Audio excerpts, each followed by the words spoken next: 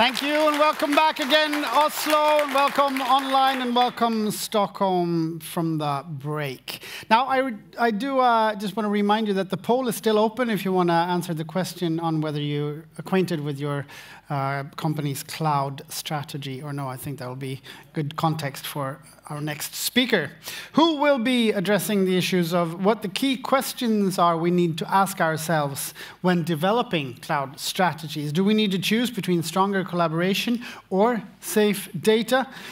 That's two of the main questions he will be addressing.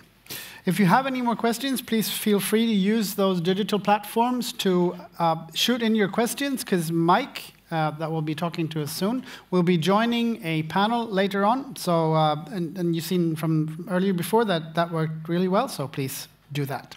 All right. On that note, please give a warm welcome to the Senior Director of Autodesk Construction Sales for Europe, Middle East, and Africa, Mike Malkin. Thank you. Hi, everybody. Great to be in Oslo. I was just thinking, actually, it's probably 4 or 5 years since I've been here. I can still spot a few old faces in the audience, or should I say familiar faces. I don't think old's a very nice thing to say. And also, welcome to our colleagues and customers in Stockholm and online. So, so when Per very kindly asked me to come along and speak at this event, I thought use this as an opportunity to share some information that I got last week when I was in Dublin. And I was at our Construction Executive Council meeting, which we host a couple of times a year. And this is where we bring together around 30 of our largest construction customers. Some of them are owners, some of them are big contractors and design and build companies. And we get them together and we talk about the trends in the industry. We talk about the challenges facing construction, the opportunities, and we use it as an opportunity to workshop. I mean, there's a couple of advantages from that. We get to learn what they're hearing and validate our strategy, and they get to hear what our plans are. So, you know, it's a really good two-way event, very enjoyable 3 days, and it was in Dublin, which makes it even better. So that helps us understand where we should invest, how we should acquire and invest and develop our construction solutions, and how it's going to help their business. So I want to take some of those insights, and I've sort of weaved it into a presentation. I hope it's going to work. I've never given this presentation before, so it was actually finished this morning. So hopefully we'll give you some introductions into how you could build your cloud strategy, and we'll move on from there. So firstly, I want to say, you know, when I saw the title and I was actually thinking, what I always do is thinking, what does that actually mean? So what I tend to do is go and try and Google it and find out, just so I know that I'm actually on the mission. I think cloud is fairly simple, although I did get in trouble for saying cloud is just big computers owned by somebody else. It's actually more sophisticated than that, I get it, but I'm not here to talk about how you build cloud infrastructure. A strategy, a plan to meet a long-term goal. I think that's interesting in terms of defining what that goal should be. Sustainable, in this instance, I'm not here to talk about sustainability, is how do you actually maintain the goal that you've set, and how do you keep performing against that, and how do you measure yourself against that? Future, well, that one's not so easy, really. I haven't really got a crystal ball, and I don't think anybody could have predicted what's happened over the last few years with war in Europe and pandemic, lockdowns, hyperinflation, the cost of fuel and everything else that's gone on. But I've got some ideas of how we may look at that and what sort of lens we should be looking through. So what I'm going to talk to, I've got 3 main topics I want to talk to you about today. One is looking at the forces of change. What impacts our business? How can we look at there's a methodology for assessing how things could impact our business going forward. I'm going to talk about that. I'm going to look at some of the problems that we're facing now in the industry and how can we address some of those problems. And then finally, how do you bring all this together? Some ideas, and I've got a custom example of where they've done it, and how do you build this, you know, the sustainable cloud strategy for the future. And my lens very much, because you see I work for the Autodesk Construction, my lens is really on how do we do this through the frame of construction, and how do we work towards the future of construction, which I think is you know, why are we doing this? I think that's the real reason. I always start with the why. I think it's because we want to enable the whole industry and our customers and our clients to move towards the future of construction. So forces of change. This is part of something called strategic foresight. I'm going to explain that. It's a little bit well, it's not that technical, but it's I think it'll help you understand the frame of reference of how we think about the future. And I've been at Autodesk. Actually, I was telling John, actually, this is my 20th year in Autodesk. So I've been around a while. I've done quite a few things here. I've known Symmetry for many, many years. And it's before they weren't even called Symmetry then, when there were other things.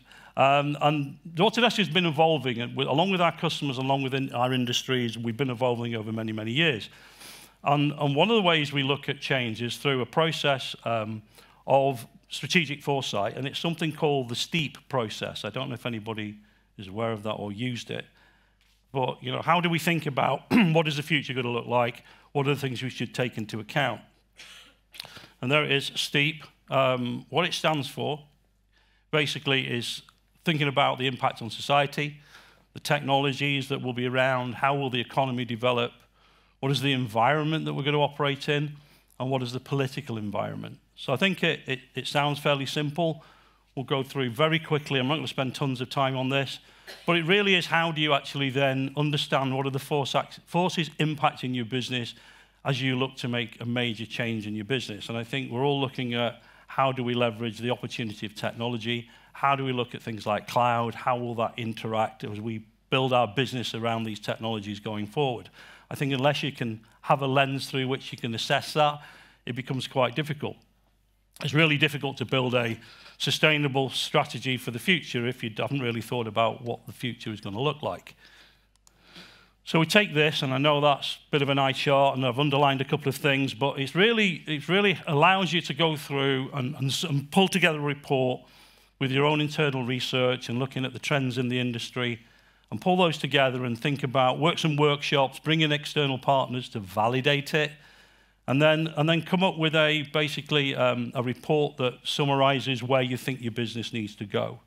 And that's how you start with the forces of change to give you this strategic foresight. I've underlined some of the topics because I guess if some of you have either thought about your cloud strategy or your business strategy going forward, some of these things might resonate. You might already be thinking about these, but I'll turn around and face that way for a minute so I can point. Some of the social changes, and this comes up a lot. It came up last week when we were talking about what is the future of the construction industry, this aging population thing, that there was a great retirement when the pandemic hit. A lot of people walked out and decided that was it for them. I mean, that's a lot of knowledge walking out the door. So how do you capture that? How do you institutionalize that knowledge so that you don't lose it? And then how do you attract new people? There's a lot of talent out there. How do you make the construction industry interesting and attractive to young people coming out of colleges, out of universities, and especially getting more women into construction? We don't see that many women in construction, and that's something that is certainly where they could add real value to the process and bring a different perspective. So I think those are two of the things we've got to think about in terms of how we build a strategy that makes it attractive. What else have gone there? Machine learning. I don't know whether it came up in any of the other conversations today, but one of the things we talked about a lot was ChatGPT.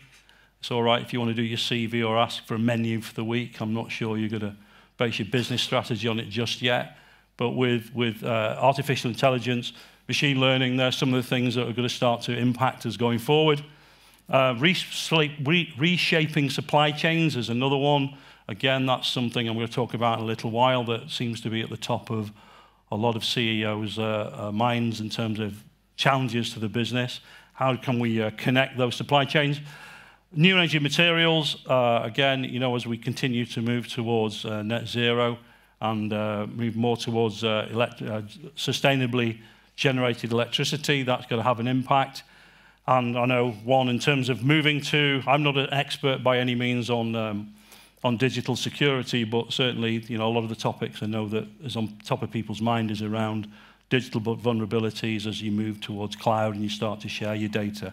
So there's some of the things that you could build into the strategy. Something that we look at with Autodesk in terms of how do we build our strategy going forward.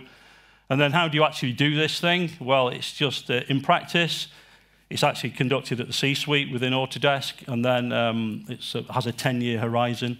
And we're trying to look at what impacts our business in terms of headwinds and tailwinds. And then you review it every year.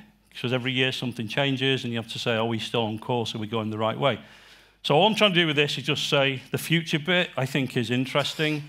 I was asking what's the most important thing in terms of coming up with a cloud or a digital strategy, whatever it may be. I think unless you assess these things, it's very, very difficult because you just get stuck in the now and you're not really thinking about what you need to do to move forward.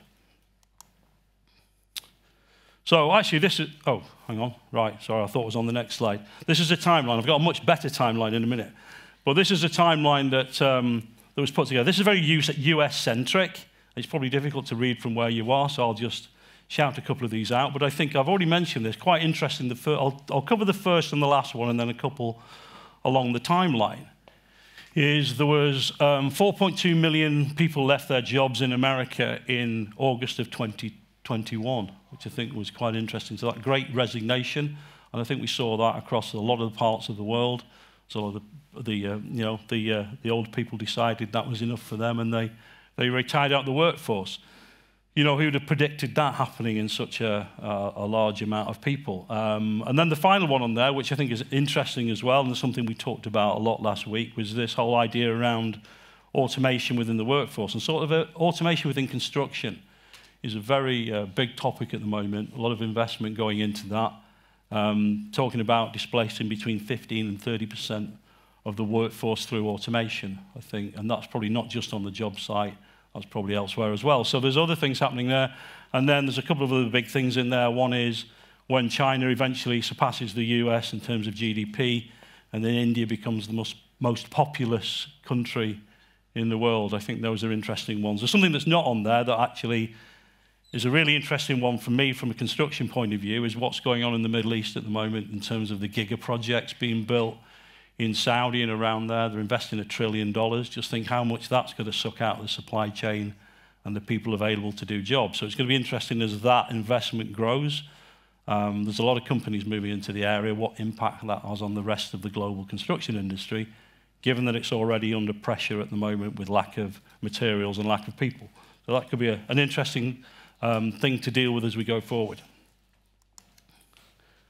Okay, and I mentioned the doubling thing. I'm showing this just because I think it's really cool.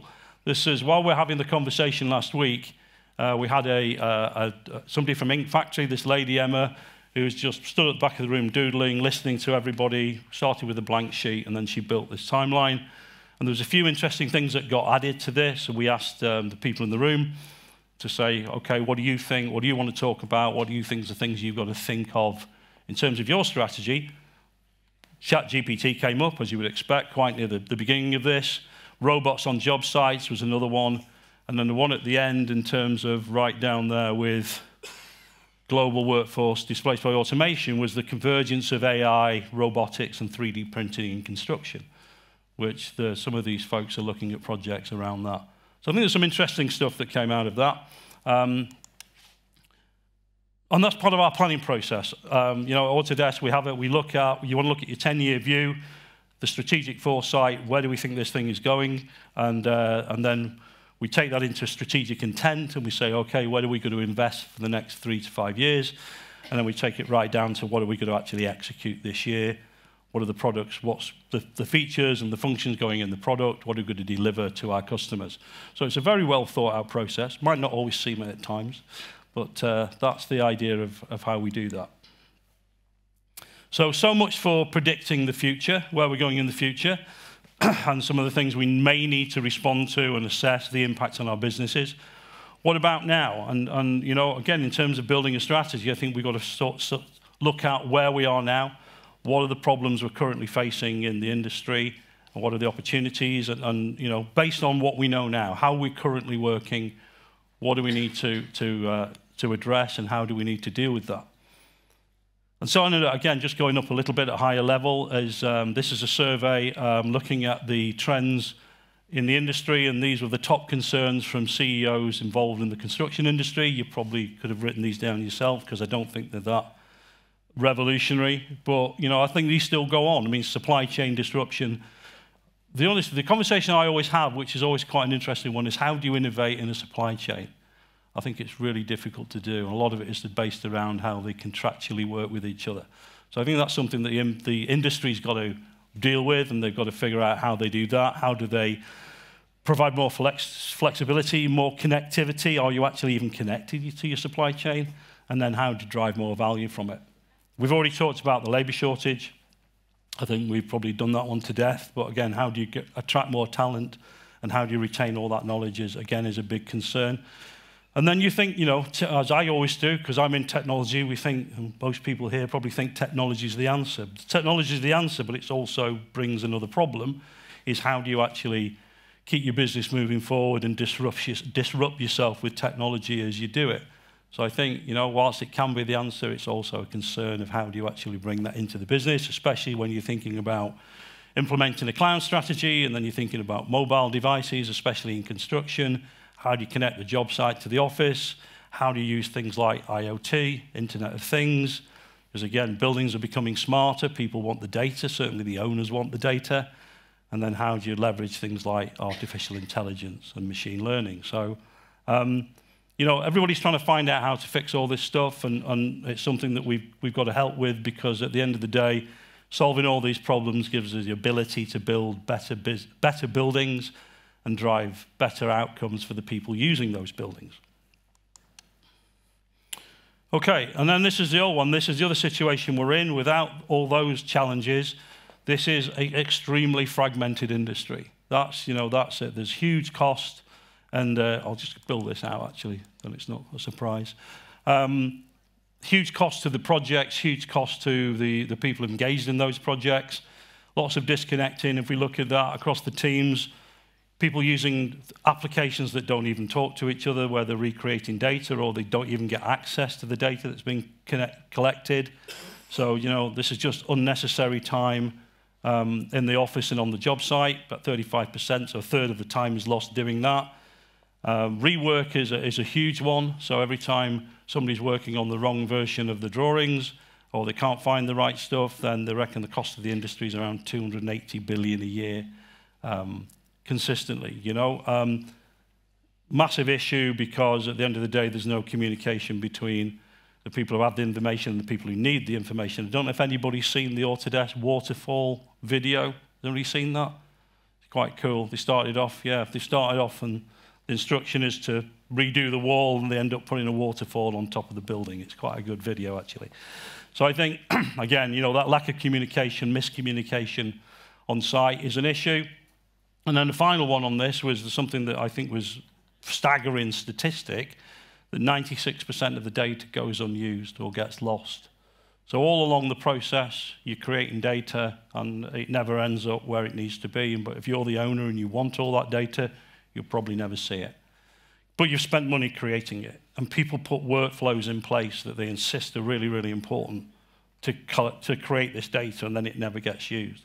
So I think those are areas that we could help address by connecting things, and I'm obviously moving towards why the cloud, etc. But I don't think any other industry would put up with this level of disruption. So I think that's something that we really could help them with, and help them connect these teams, connect the workflows, and build better facilities through having better data. So how's it going? So everybody knows, I don't think anybody in this audience is saying, wow, that's a surprise. Maybe there's some figures in there that jump out at you. But how's it going? Are customers looking to standardize on an open platform, connect each other together, or what are they doing about it? Well, interestingly, yes, they are, but still around 25% of companies are still using 6 or more applications to do the same thing. And this was a survey by JB Knowledge Construction Report, quite recent, I think this was last year. And only 6% of construction companies are actually using software that connects together. I had an interesting conversation very recently with a large European contractor who have 12,000 applications to drive their business. And they're looking at actually trying to take that down by about 2,000 a year, which I think is probably ambitious. So I think what that does, it tells you how much friction we've got in the system that stops us innovating, because the industry's been around a long time. It's a very complicated industry. Every time you do a new project, you're setting up a whole new project team, because it might be a new client, a new contractor, a new architect, a new set of subcontractors, a new customer with different regulations. It becomes very difficult to manage all that data. So not surprisingly, it's a tough one to crack. But what could it look like? This is, this is what we think the industry should start to look like. Which is what we're building for the industry, and it's a cloud platform for the construction industry. But it's not just thinking about in isolation. We're thinking about the whole workflow from design through planning, through build, through operation, and the clients. At the end of the day, you're building a building for a client. How do you connect all those teams, those workflows, and that data? And as Autodesk, we've got a strong foothold in the design part of that. We're extending that out through to the rest of the disciplines to make sure that data is carried through to everybody else. And I mentioned at the beginning strategic intent, strategic realization. This is what we're currently building. These are some of our key ACS objectives: to build this comprehensive platform that covers the whole workflow, to provide connected data, and it's not just the flow of data within the platform. I'm going to talk about what are we doing so we don't create the same problem by creating more islands of automation. How do we actually open that up so people can connect to it? And then finally, once you've collected all this data, you want to do something useful with it.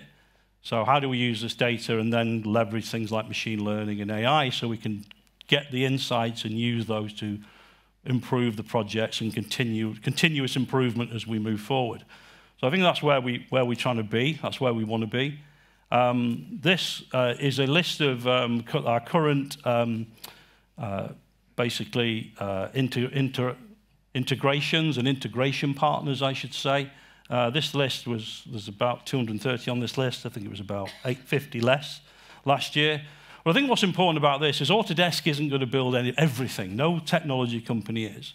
So what we want to do is actually build a platform and get people building apps on it. And that's what this is all about. So a lot of these companies, whether it's in financial, site safety management, data and analytics, mixed reality, reality capture, these are all companies. A lot of them are startups. We invest in quite a few of these startups, looking at how they're going to use our APIs to connect to our platform. And I think that, again, the reason that's important, again, another fun fact. Last week, spoke to a CTO of a large global construction company, and he told me that they currently have 26,000 integrations to share the data between all their systems, which I think is crazy. I don't know how he's going to fix that, apart from a magic wand, maybe. I don't know. So, we'll continue to do that. So we'll continue to develop that. We work with a lot of these customers, a lot of these companies. Will continue to make our API richer and provide more capability so we can have this huge tool set at your disposal. Final thing on this, I'm not going to go too deep on this, but the other final piece of the puzzle on this for us is around the partnership with our customers, making sure that we're making smart, informed decisions based on what are the industry trends we're seeing, what is the most important thing to our customers, so that we can build that, and we call this voice of the customer. And that's really important, because what do we want to do? We want to make sure that our construction vision aligns. We want to make sure that the roadmap delivers what we need it to deliver, and then we want to make sure that we get those offerings out to the customers to start getting value from them. So we've sort of talked about what the future could look like. We've talked about some of the challenges we've got now and how we believe at Autodesk we're trying to help you with those challenges. Some ideas for, oh, it's moved. This kept sticking, this thing. Now it's actually moved. Some ideas for how we do that. How do we pull this together? And as I said before, and I think you've seen similar slides to this, it's about knowing who all the stakeholders are. Really important we know who all the stakeholders are and what's important to them. So again, what's important to owners? Owners, obviously, they want to own all the data because they've got to maintain the building for the next 30, 40 years. The budget, on time, on budget is important. The designer wants the design intent to hold true. They want to make sure they're actually delivering what they designed and what the customer bought, what the client bought. And they need to make sure that the contractor's got all the data. The contractor tends to take all the risk. So again, they want to make sure that they've got all the data and the correct data so they can schedule and do their purchasing. And then the subcontractor just really wants to give me what I need to get the job done so I can keep the contractor happy and he'll employ me again. So there's many lenses you can look at this through. And this is what one of our customers did, and this, again, this was a much bigger presentation I saw last week, but I thought this was quite good, is what they did actually, they ran what they called an alliance workshop, and Autodesk facilitated this, and it was with a big customer. They have a big client they were working for, they had the architect there, they were the general contractor, they had the subcontractors there, and they ran this workshop about how are they going to come together and collaborate on the cloud around this particular project. Which is what they did. They identified the gaps in the workflows, they identified the opportunities and the risks, and they came together and effectively built the plan for the project. They settled on an IPD contract, which I won't go into, but really making sure that back to the tenets of what people really want. You know, the owner's the intent of the project, the designer translates it into design, and then the builder's supposed to go and execute that. And that wouldn't have been possible without this consistent approach. One more minute? You can. One more minute. Yeah. And okay, very quickly. This is what they built. This is what they built. It's a battery factory. These things, they spin them very fast. I think that's 80,000 square yards or something. It's pretty big. I'll go very quickly because I've gone over time because I wanted to get to this slide very quickly. This is something else we did, was a workshop around the future of construction. You can have these slides. But we built this out. It's really looking at some of the challenges in the industry and some of the things that, as these teams are building out their digital strategy around construction, their cloud strategy, these are the things that came out of this that they want to, you know, we talked about having that view of what you want to build into your strategy. These are the things that came out. Things like the golden thread around building safety. I think you've been talking about that earlier today.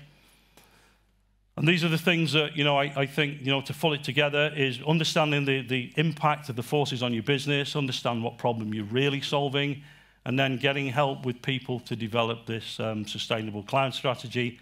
If I think we do all that, we can help the industry move towards the future of construction.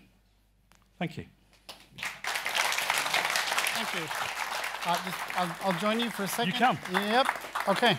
So we had this poll where we asked the audience whether they know their cloud strategy or no.